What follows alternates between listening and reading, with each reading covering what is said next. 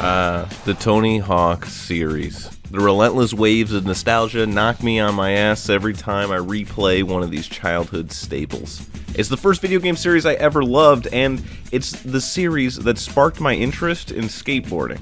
I skated for 7 years, and I loved every second of it. It was my life. Now, I've stopped skateboarding because I'm a sad, pathetic quitter.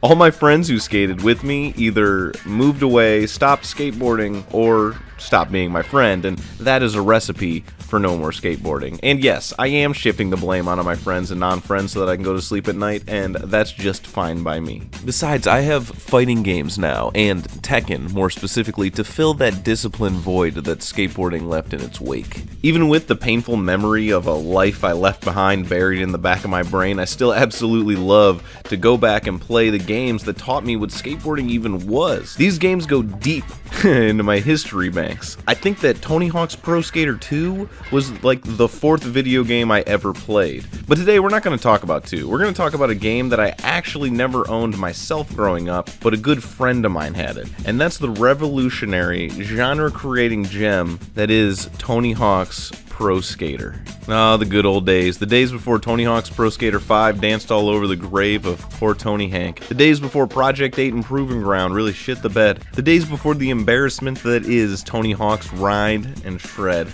Oh, boy. Oh, no. These are the days that started it all. The arcadey feel and ridiculously unrealistic physics have aged like a beautifully fine wine. So I'm playing the Dreamcast version, because it's the one I own. And it looks just a little nicer. And I'm trying to make a video here, you know. But it was originally developed for the PS1 by the infamous development studio, Neversoft. Tony Hawk's Pro Skater is the studio's 3rd game, and in 1998, Neversoft was coming fresh off of making a shooter in just 9 months called Apocalypse, starring Bruce Willis? Okay, I have got to check that out someday. Alright. In issue 131 of Retro Gamer, a development team member talks about how they would spend their lunch breaks at a bowling alley near the studio. There they would play a game called Sega's Top Skater, and this would prove to be a big jumping off point for the guys at Neversoft. They used a lot of that game's ideas as a foundation to build off of, as well as actual skateboarding from what they saw in the X Games. After developing the game for a bit, Neversoft decided that they would need a professional skateboarder to help with the game. So they decided to pick a popular skater at the time, and they landed on Tony Hawk, the Birdman himself. I always thought Tony Hawk was just a name they slapped on the game to make it sell, and Mr. Hawk had nothing to do with the actual development other than lending his voice and doing some mocap in later releases. But no, actually, Tony here was extremely helpful in the development of the original game. Not only did the Birdman help test the game by playing early builds and providing feedback, he also picked all the pro skaters that are in the original game. He chose them based on their personality, skills, and diversity. Each pro themselves even got to pick their own special moves and clothes they would wear. Tony didn't just take his fat royalties check and run. He actually put his own time and effort into making the game, which is very endearing. The dude has his fingerprints on this thing, and he helped create the first good skateboarding game. First off, let me just comment on how exceptional the menu music is right here.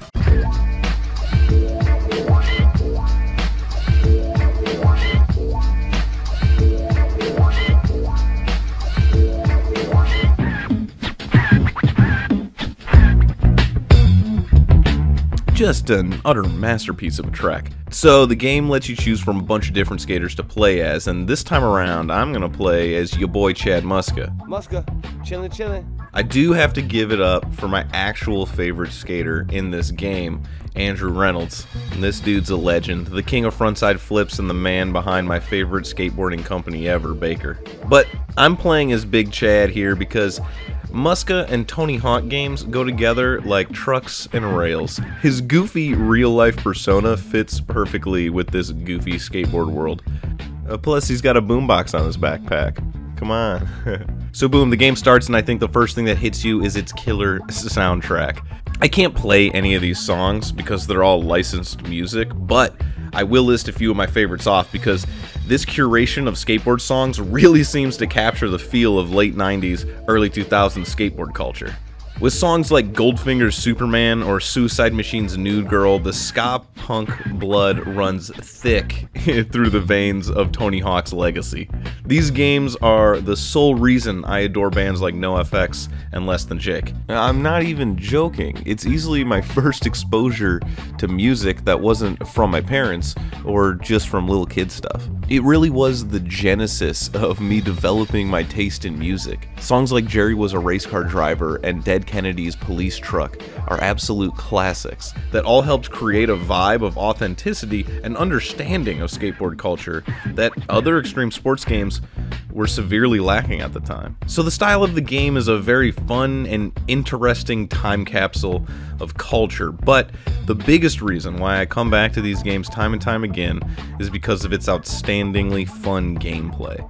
I've been playing Tony Hawk games for most of my life, and I still love to revisit these classics, mainly because they just don't make games like this anymore. I mean, how often do they make games where you're just doing tricks that are worth points? I can't think of any. This is an entirely dead genre, and Neversoft basically created it.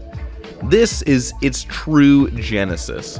Without this game, there wouldn't have been aggressive inline, SSX, or even skate. I genuinely believe that. This game might be arguably one of the most influential of all time, as it spawned dozens of copycats and inspired some excellent games. I would probably describe the first game as a platformer, but with tricks.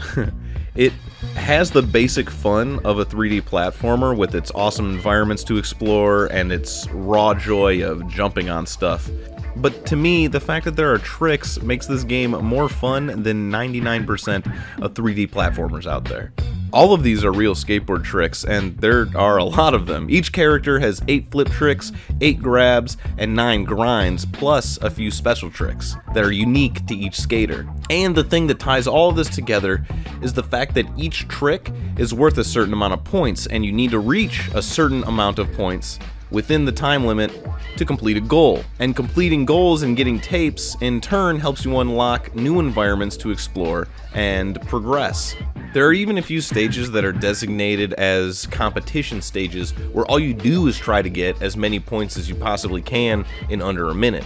What really makes this all feel amazing, and the cherry on top of the system, is that the game incentivizes creativity in how you skate these quarter pipes and rails by giving you a cut in points if you do the same trick twice in a row, and a severe cut in points if you do that same trick 3 times in a row, and so on. Keeping it fresh and cycling through all of your tools is key to getting a high score in this game. If you just hit a quarter pipe, then you should probably move to a rail to grind. And then after that, maybe back to the bowl for some more vert tricks. This also incentivizes the player to have an understanding of the layout of the map and where things are. The game wants you to hit these lines that it's set up, and find clever ways to rack up a lot of points. The whole game's design from the ground up is excellent. This focus on staying creative and doing different stuff is actually very similar to the style meter in Devil May Cry games, and I really truly wonder, I always have, if it was inspired in any way by Tony Hawk's system. There are some other goals and ways of getting tapes other than getting points. Smashing stuff, collecting the skate letters, and of course, finding the secret tape. All of this incentivizes exploration even more. And on top of all of that, there are unlockable decks, videos, and a character that really bring together this extremely satisfying sense of progression. All of this creates a game that has a consistent flow of dopamine rushing into your brain. It's challenging and intensely fun. Tony Hawk's Pro Skater deserves its legendary status. The true original Tony Hawk game. What a foundation it laid. It's like a skeleton for the series. It's the one that set up the rules for the many Tony Hawk games to come after it. But I do have to admit, the first installment is far from my favorite. In my opinion, the series would only climb in quality from this point on, until its inevitable dark age. Some of my favorite games of all time only exist because of this wonderful original.